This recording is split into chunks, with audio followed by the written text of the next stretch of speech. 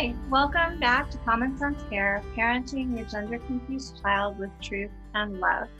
In the gender industry's one-size-fits-all program for people who struggle with their gender identity, they think that everyone should have the same treatment. But in no other area of education, childcare, or medicine or psychology is a one-size-fits-all treatment plan appropriate for every single person. We believe that each child is an individual and should be given the treatment and the care and the support that's most appropriate for him or her. So welcome back. I'm Maria Keffler. And I'm Erin Brewer. And Maria, today we were scheduled to talk about siblings of children who have trans identities, but instead we're going to talk about your book. There's been a lot going on, even though it's only been released for 6 days. And I wanted to let our viewers know that we actually ended up releasing it early. So it was released about a week ago. And can you just tell us what's been going on since it was released? Yeah, it's been quite a crazy week.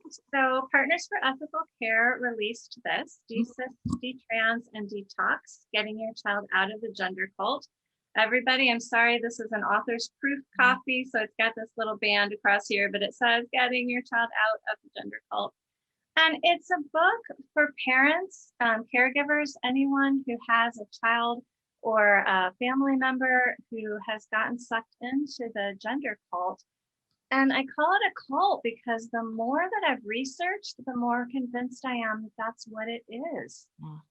We've never seen children presenting as gender confused like we do now. I mean, 5, 10, 20 years ago, here and there, once in a great while, you might have seen a child who really insisted they were the opposite sex. I just spoke to a retired teacher yesterday. She taught her whole career. She was a home ec teacher. And she said, in my entire teaching career, I had one child who struggled with his, I don't remember if it was his or her. Well, and typically that was someone like me who had, a profound sexual assault or some other issue in their life that had pushed them in that direction, not the outrageous numbers that we're seeing now. Yeah. I mean, the last I checked, and this was a couple of months ago, I believe it was up to 2 million high school students in the United States are transgender identified now. And it's just heartbreaking as I'm hearing, from parents. Partners for Ethical Care has a chat line where we hear from parents in real time, and they will write in and they will say, my child just announced a trans identity and her best friend announced last week, and their peer, 3 other people in their peer group announced a month ago. I don't know what to do. So this is very, symptomatic of a cult and a social contagion. And so I think calling it a cult is really appropriate. We need to know what we're dealing with. However, I think doing so really pushed the buttons of some people. And as a result, you've gotten pushback on your book much faster than I think any of us anticipated. Well, I mean, I knew when we put it out, it was going to get pushed back. It's on Amazon as of this morning, it's had 23 reviews, 25-star reviews, and 3 1-star reviews. That's all it's getting. It's getting 5-star reviews and 1-star reviews. It's very easy to look at that and go, oh, I know who the 2 groups are that are reviewing this.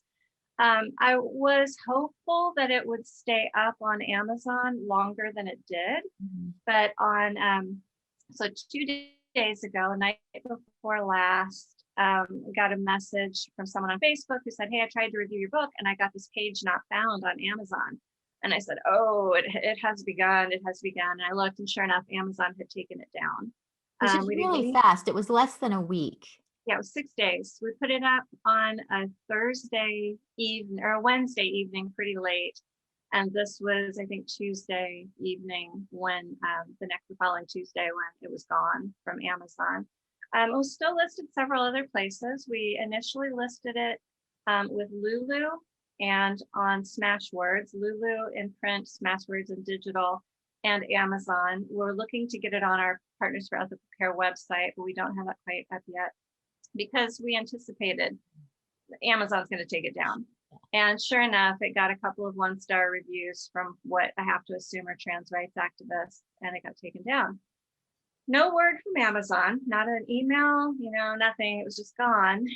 So I got up the next morning, had an email from Amazon in the Partners for Ethical Care account, and it said your book has been removed because you have violated our content guidelines, and your account has been suspended with Amazon for violating content guidelines. So the guidance in the email was read our content guidelines, check here that you agree with them, and then remove the book that offends. And they said we had repeatedly listed books that break their content guidelines. I don't know how we repeatedly did it. Well, this is actually an interesting claim of Amazon and directive, because basically what they're saying is that Partners for Ethical Care has decided to start publishing books in this realm.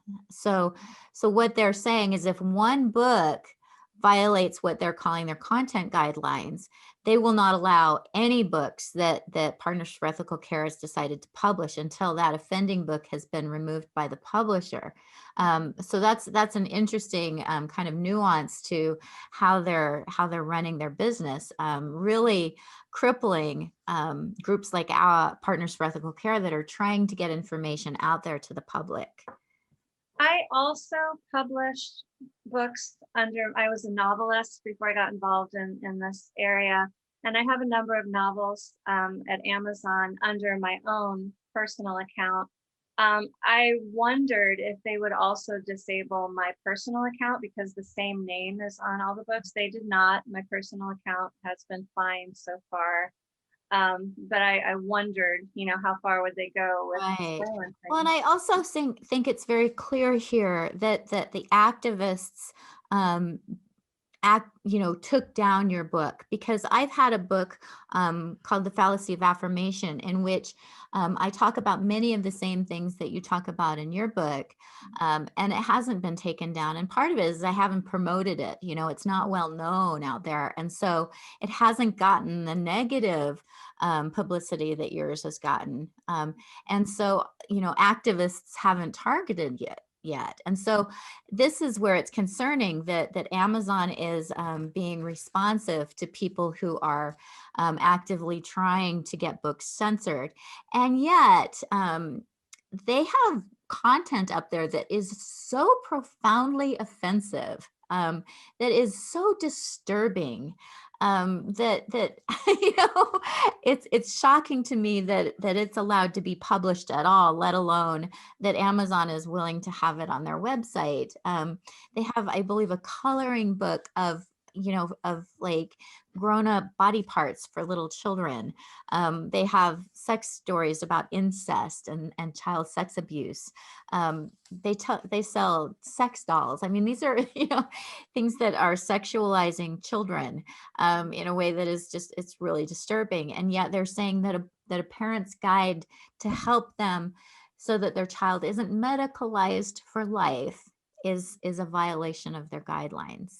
Well, yeah, after we got the book banned, after Amazon banned the book, and then we got that email the next morning telling us we had violated content guidelines, we put out some information on social media, and some of our supporters started to call into Amazon and say, hey, what's going on? I emailed Amazon. I just said, I've read through your content guidelines and I don't see where our book violates any of them. Could you please tell me specifically where it violates?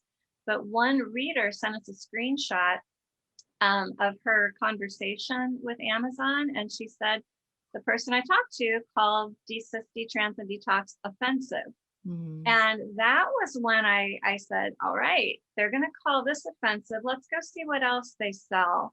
And you're right, they sell some pretty offensive stuff. I mean, they sell Mein Kampf by Hitler. Right. And I'm not opposed to that. It's historical, we need to learn from history, mm-hmm. but it's there. Yeah. And who determines what's offensive and what isn't? Because they're also selling a lot of, pro-trans material that I personally find very offensive. So who determines what's offensive and what's not? And I think something that's kind of exciting that came out of this is that a lot of people were very upset about Amazon. And I believe a lot of our supporters contacted Amazon. We had a lot of our supporters who said, I'm going to call them or I'm going to email them. And I think we had an outpouring of support for your book, Maria, because what happened next? I was so overwhelmed by the outpouring. So many people wrote and were so angry. And I'm not arrogant enough to think that, oh, the book was just that good. But I think people are really tired of this. I Yeah. think they're really tired of Amazon deciding what's okay for other people to read and what's not okay, and taking a very biased stance on this issue of transgender ideology, which is in no way decided in the medical literature. Um, so yeah, so then we're pursuing what is the content violation here? And I'm hearing from people that they're calling Amazon, they're writing in. And then midday, Partners for Ethical Care got another email from Amazon. And it was very odd. It said, oh, we're looking at your account and we realized I forget how they phrased it, but something was wrong in the boxes that we had ticked in our territories. Like when you put a book up, Mm. you have to choose, are you just selling it on Amazon.com US? Are you selling it in Europe? Are you selling it in Asia? And you have to tick all these territory boxes. And I had done that. I'd said, yeah, we'll sell it everywhere. But this email said, oh, there's a problem with that, which is why your account has been suspended until we can fix that. Well, that's quite odd. So at that point, I go back to the book details, the publishing details, and I'm sorting through it. And while I'm trying to figure this out, we get another email from Amazon apologizing for suppressing. That was their word. We suppressed your book in error. It was a mistake. We apologize. It is now back up. Sure enough, it's back. The paperback version is not online yet. When you publish a paperback with Amazon, it can take up to 72 hours because they're doing an auto vetting process where they look at, is it paginated correctly? Is the cover on correct? All that. So we're still waiting for the paperback to come back, but the digital book is back up and supposedly all restrictions have been pulled off the account. So that was thrilling. We were very happy to see that. Which But is again, interesting because then if they come back and ban it again, they're going to have a hard time justifying it because I they've, wondered about that. yeah. But Yeah. it is indicative of what is happening and how strong the trans right activists lobby is and how easily they can push back on people when they don't like what they're saying. And it's really interesting. This happened during the legislative session, and something else that I saw that sort of just kind of played into this is there was a small group of trans activists who had a rally at the Capitol in Texas in opposition of some legislation that was there, and boy was the media there to cover it. You know, it was newspapers, radio programs. It looked like all the media outlets were there to cover it. I don't know who all was there, but it definitely was getting coverage. Whereas anytime people who have been protesting what the activists are doing gather and demonstrate, we don't get the media coverage. And so again, it's just this a demonstration of how skewed things are, and how this group that keeps claiming to be bullied, that keeps claiming to be marginalized and underrepresented, they are the ones that have the voice. They are the ones that have access to the media. They are the ones who are able to suppress voices that they don't like. And so again, it's this very disingenuous argument that they're marginalized and bullied when they're the ones who are able to get books blocked. And I honestly believed if we did not have the outpouring of support for your book that we had, we also have some very influential people who emailed us on the side and said that they got in touch with contacts within Amazon that they have personally to help get us your book back up. I don't think it would be back up. Yeah, I think we owe our supporters A big a thank you. great deal of thanks. Yeah. Yes, I was so pleased about that. But I think what you're talking about is true. There's that saying, the squeaky wheel gets the grease. Right. And the trans rights activists have been very squeaky wheels for a very long time. When we posted on social media last night about the book coming back up, a number of people said, I think the tide is turning. I think we're reaching a critical mass. Well, I hope And so. I see that. I see more and more people waking up to what's going on, whether it's just what's going on in the trans rights movement or what's going on with censorship and the media. Right. One of the things that you know this, that Partners for Ethical Care is often criticized. We're called a conservative organization. We are not. We've got people across the political spectrum, across the theological spectrum.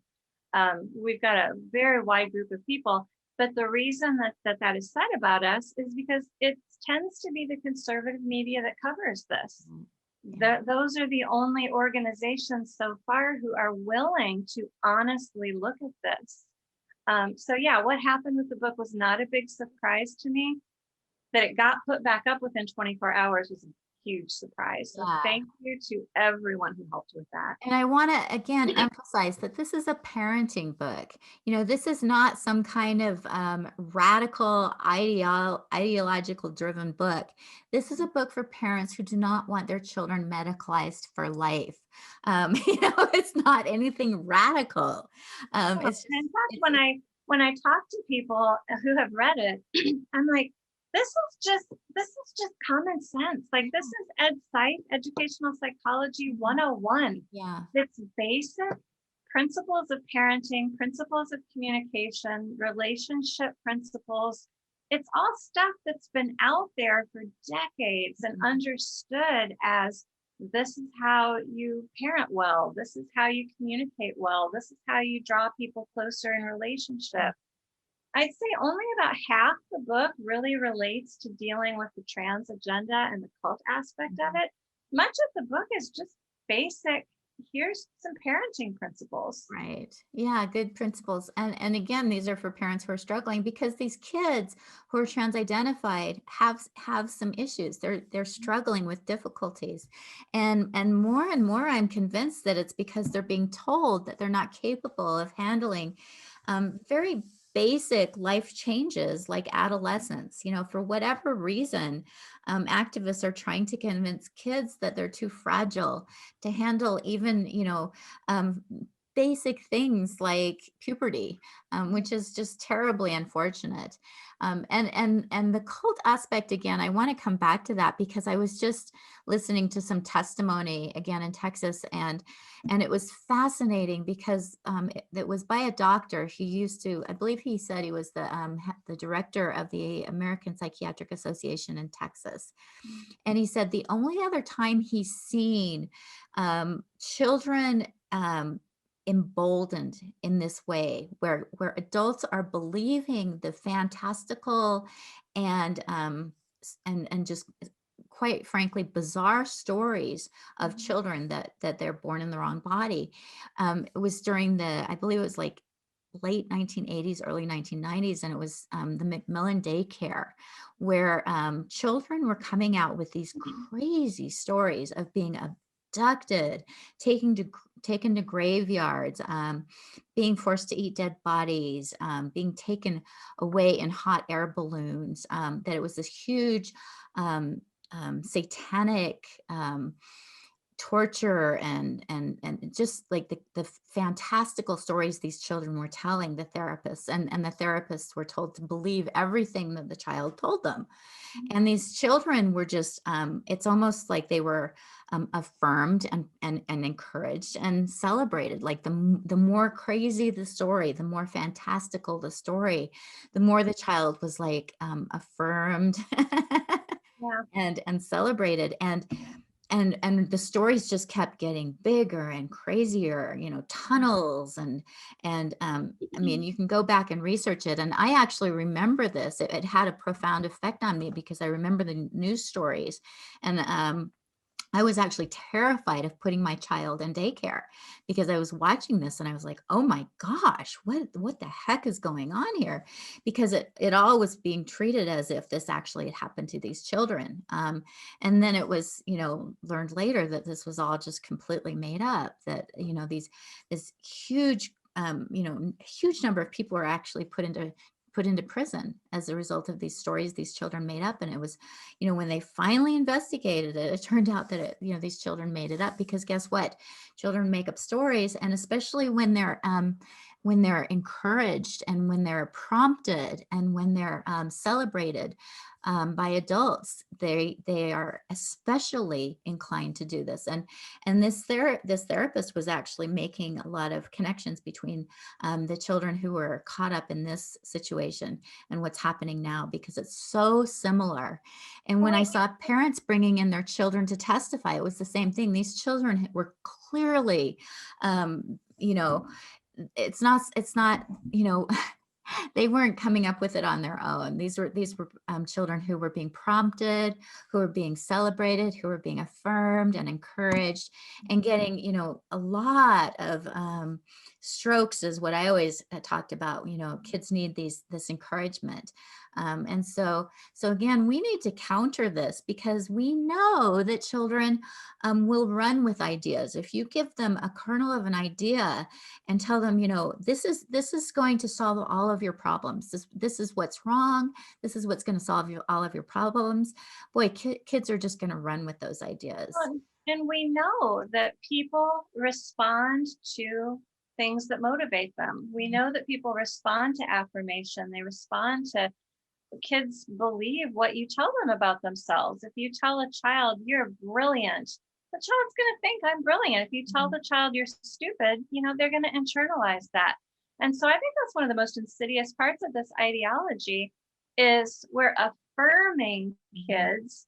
We're just solidifying them in this thing that we've taught them. Yeah. And we're celebrating it and making and reinforcing it. It's just a self-reinforcing disorder. Yeah, disorder. I don't know if you remember, there was a study that took place. It was as a school teacher, and they, you know, this was kind of something that doesn't take place anymore now. But the school teacher decided to tell all the kids with blue eyes, and the whole class, the kids with blue eyes were special. They were smart. And the kids with the brown eyes, not so much. And she did this experiment to see what would happen. And sure enough, the kids with blue eyes ended up doing better in school. They had better relationships. They thrived, and the kids with brown eyes did not. You know, we know that kids respond profoundly to the messages that they're given. And boy, if a parent is telling a kid that they're born in the wrong body, or if a child is acting in a way that that a parent is kind of not responding too well. Say perhaps a parent has an effeminate boy, and that parent is kind of uncomfortable with that effeminate boy, but that effeminate boy suddenly says, "I'm a girl," and oh, you're a girl, and suddenly then it's okay. Boy, it totally makes sense why that child would glom onto that identity. And so I think, you know, it's so important for people to really have the language to talk about this. And that's something that I think your book does so well, is it gives parents the language to talk about this in a way that's honest and in a way that's challenging the whole affirmative care model that the trans activists are pushing. Well, when this happens to a parent, when a child suddenly comes and says, "Hey, I'm transgender, I'm non-binary," it can just be so out of the blue. And the parent may have absolutely no idea what trans ideology is about. We didn't, in my generation, we didn't grow up with this, but this generation of kids are being spoon-fed this in school every day. And so, yeah, parents just are completely flummoxed. Where did this come from? And so part of what I try to address in the book is ask your child questions. The child thinks that they are much more well-informed than you are, and that's actually probably accurate.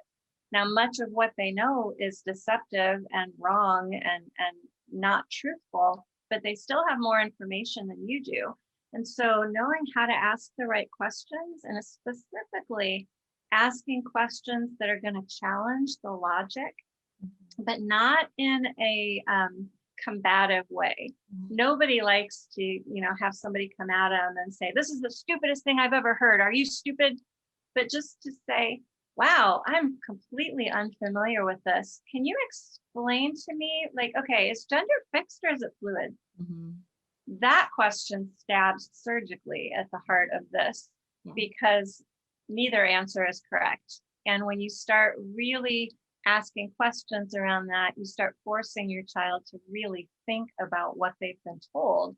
Right. And over time, as you work on your relationship, as you try to draw that child back into alignment with the family and challenge the logic of what the trans ideologues are telling them, they start to wake up. They do start to wake up. Yeah, and I think that just having that information so that you know that there are parents out there who are going to be telling your child that they're special, that you know, if your parents don't affirm you, that they are hateful.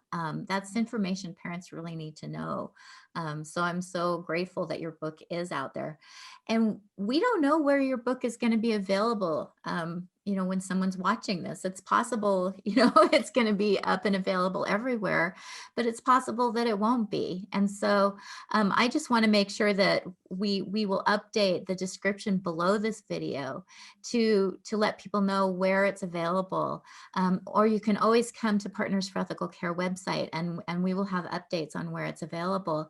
Again, it just is astonishing to me that this is a parenting magazine or a parenting book, and that we have to be worried about whether or not people can access it. And it's so interesting to me, again, you know, as someone who has always been on the left, you know, I grew up with the messages that, you know, censorship is wrong, that book burning is wrong, that that we need to have information freely accessible. And yet it seems to be turned on its head now, that they're saying, you know, there's certain kinds of information that we actually do want to censor, and there are books that we do want to burn, such as, you know, Harry Potter books that I've seen people having book burning celebrations. And it's so interesting to me how this ideology is capturing people in a way, you know, again, very cultish, because it's taking people who normally would not believe in censorship, who would normally not believe in book burning, who would normally not believe in medicating children, who would normally not believe it's a good idea to induce developmental delays in children, and co-opting those ideas into this ideology to the point where they actually believe that those are okay things to do. And that's the hallmark of a cult, is getting people to do things that they normally wouldn't believe are okay to do. Yeah. Yeah, very much so. There's been a very strategic marketing of this. We know, you know, there's a lot of money behind this. Jennifer Billick, if you're not familiar with her, the 11th Hour blog, she's done amazing work looking into the roots of this, where it came from, how it's come to the public consciousness as it is. But it's been very strategically marketed to us. And one of the other hallmarks of a cult is they introduce thought-stopping techniques to keep people who are in the cult from thinking about what the cult is doing. And some of those thought-stopping techniques involve sloganeering. Mhm. And you hear this all the time, and I hear this all the time. I'll ask a question like I did earlier. Well, is gender fixed or is it fluid? And what I hear is, you're a TERF. Mhm. Throwing a name at somebody, attacking their character, avoids answering the question. These are these epithets and these slogans like trans women are women. I've seen that on social media so many times from my own friends and family. I'll say, look, I have real concerns about children taking puberty blockers. And the person will respond with, trans women are women. What does that even mean? Yeah. What that means is they've been sucked into the cult. That's a thought-stopping technique. It's something that's provided in order to keep them from thinking. Now, thought-stopping techniques are not necessarily bad. Thought-stopping techniques can be used in cognitive behavioral therapy for people who suffered trauma, for people who maybe have PTSD, and they start going into a cycle of a negative, destructive thought pattern. They can introduce a thought-stopping technique. Like when you start seeing that thought pattern happen, I want you to say, can you help me with anything? What are some thoughts? Well, one of the things that I actually, when I start, I would say 99% of the time I don't think about feeling like I want to be a boy. But occasionally I still think, gosh, I wish I could be a man. You know, so the thought stopping technique that I tend to use is that's not going to solve your problems. Mm. It's not going to solve your problems. So whenever I go down that road and think, you know, I hate being a woman, or, you know, whatever, that's not going to solve your problems is my default thought stopping technique. That's a positive, helpful, healthy thought stopping technique, because you're stopping a negative, damaging thought. Right. But cults have co-opted that technique and applied it to anytime something gets questioned about our ideology, you apply a thought stopping technique to it so that you don't think about how wrong this is. And we see that everywhere in the culture. When somebody will not or cannot answer a question, that indicates a problem on their part, not on my part. Right, right. Because I could very easily, you know, explore that. If somebody wanted to challenge me and say, well, are you a man? I can easily, you know, discuss that and say, you know, explain to them why I'm stopping my thought. Because like you said, it's a healthy technique that I'm using to make my life more functional. Whereas in the case of cults, and then specifically in the case of trans activists, they're using it to stop all conversations about this, so that we are not allowed to challenge them. And it's actually very bullying.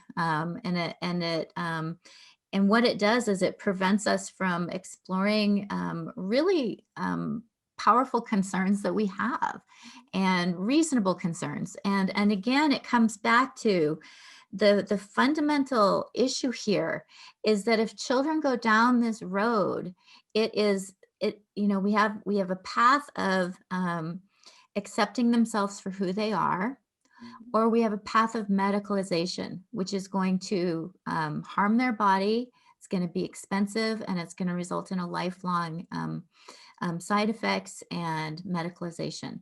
So, you know, when I weigh those just from a purely logical perspective, of course, it's going to be better for a child not to go down this route. Of course, it's going to be better for a child to accept themselves for who they are. And then you get into all the nuances of it. Of course, it's better not to affirm a child that they're inherently flawed. Of course, it's better to find out what's causing those feelings, that there's something wrong with that child. And there's all those underlying issues that cause a child to believe or to feel like there's something wrong with them. We should be able to discuss those things. Yeah, of course. And I started out working on this in my school district. The launching point for me was really when I found out our district was putting into place a transgender students policy. And I read through that policy, and there was a lot that was dangerous in that. And so I got involved at the school level, going to school board meetings, and there's a group of trans rights activists, many of whom are parents in my community, who very angry with me. And I consistently would ask them, especially these moms, I'm like, can I take you out for coffee? Yeah. I mean, this affects all of us. Can we just sit down? I'll treat you to coffee. They will not go to coffee with me. And I have spent so much time pouring over, like, I don't think I'm a scary person. I don't think I'm a mean person. I thought that they wouldn't sit down for coffee with me, because if they entertained the thought that maybe I was right about anything, then they would have to entertain the thought that they're culpable for their own children's destruction. Yeah. There is that on a certain level, that as I started studying cults and realizing what cults are doing, I really realized it's far more malicious than that. Another thing that cults do is called milieu control. Milieu is your place or your situation. And traditionally, cults will get people on a compound, and they don't want to let people leave the compound, or if they do, they need to be accompanied. They're trying to control what you hear, who you talk to, you know, what your access to information is. This cult doesn't need to have a compound, because it's everywhere. It's on social media, it's in the schools, it's in entertainment, it's in the movies, on the radio. I mean, you start looking for it, it's everywhere. They have controlled the milieu. But these moms, I'm sure that they have been told not to sit down and have coffee with me. Right. Because I will introduce an opposition to the accepted doctrine of trans ideology. Which again is another indication that this is not a marginalized group. These are not people who are bullied. These are the ones who are in control. We are fighting against something that is incredibly insidious, and we need to keep fighting. And I hope that, I mean, on some level, I hope that your book sales kind of, level off. I hope that people don't need it. But I also hope that every family that does need it is able to access it, because it's so important for them to have this resource. And you mentioned, as you started writing this, that you had hoped that there were other resources available to parents. And one of the reasons that you wrote this is because as parents started to reach out to Partners for Ethical Care and ask, what can I do? We have found there really aren't resources. There really isn't anything to point them to. So you wanted to provide them with something. And this is really it. There really isn't much out there. And so we're hoping that we can get this in the hands of families who need it, so that they can, go ahead. Sorry, I've been asking ever since really getting involved in this. I've been asking people in the community that are working, we call it the gender critical community, people who are not sold on the affirmation only. And I've been asking, who's writing guidance for parents? Who is supporting parents? There are therapists out there who are providing good, adequate, healthy therapy, but they have to do it under the radar because they're being silenced. They're having their careers canceled. Where are the resources for parents who want to go a different way? People are writing a lot of stuff. Abigail Schreier wrote a fantastic book, Irreversible Damage, the transgender craze seducing our daughters. That's awesome. Really talks about how this has taken over the culture. Ryan Anderson's book, When Harry Became Sally, about all of where this came from, out of different waves of feminism, out of Marxism. Amazing scholarly books, but nobody had written something for parents. And so I felt like I had to try, I had to try to do something, because we keep having the same conversations with parents who call us. What do I do? What do I do? What do I do? So that's where this book came from. And it does, every time it sells, as an author, you want it sales, like, oh, I've got good sales. But with this book, it's really a mixed bag, because every time someone buys this book, I think, that's another family that's suffering with this. And one of the things that I wanted to note is that you're not doing this to make a lot of money, that all of the profits for this book are being donated to Partners for Ethical Care, so that Partners for Ethical Care can continue to do the work of reaching out and doing everything we can to stop what's happening to children. I'm so grateful that Partners for Ethical Care was willing to publish it, because I don't want to personally profit off this book. It comes at the cost of a lot of pain, and I don't want to profit off that. So I'm really grateful that Partners for Ethical Care was willing to publish it. And yep, it all goes straight to Partners for Ethical Care's work to try to save children from this insidious ideology. Well, thank you so much, Maria. I'm so grateful for this work. I'm grateful for the book. I'm curious to see where it ends up. I'm hoping that Amazon will keep it accessible to people, but if not, we'll keep updating the website, let people know where they can access it. If worse comes to worse, we can send it out to people. If need be, we can order a bunch of copies and send it out to people who need it. Well, thank you, Erin. I mean, this book, it has my name on it, but it's got input from so many wise people, you included. So much of what you've taught me, what I've learned at PEC, at Arlington Parents Coalition. I mean, so many people have spoken into this book, and because of privacy protection reasons, I couldn't name so many people that I wish I could name. But this has really been a community labor of love. And so thank you for all that you've done teaching me and helping me to learn about this issue. And that's just another thing. I know that I don't want to, hammer this too hard, but again, initially you were going to print the names of all those who had sort of helped contribute to your book, until you realized that that would actually be sort of a hit list for trans activists.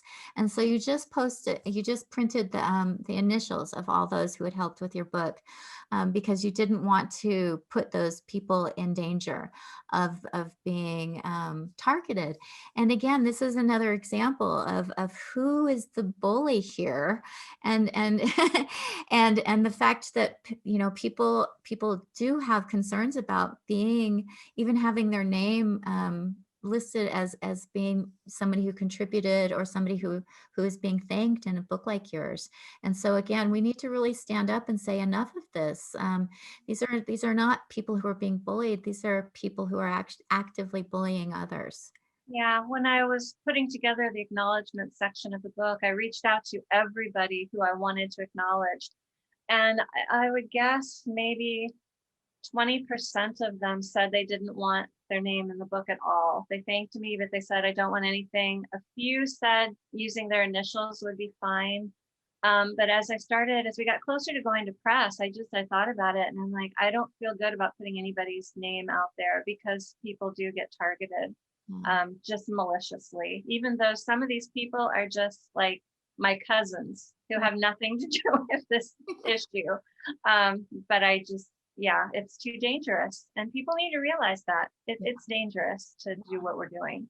Well, thank you for all your work, Maria, and we'll next week we'll go back to our regular Common Sense Care videos, where we'll talk about siblings of trans-identified kids and how parents can help them. Yeah. Thanks so much, Erin. We'll see you next week. Thank you, Maria. We are not doctors or therapists. We are not giving medical or psychiatric advice, and we offer no guarantee of outcomes. We simply want to talk about how to support and love kids using long understood best practices from the fields of psychology, education, and child development. We're glad you joined in our conversation today, and we hope that you took away something you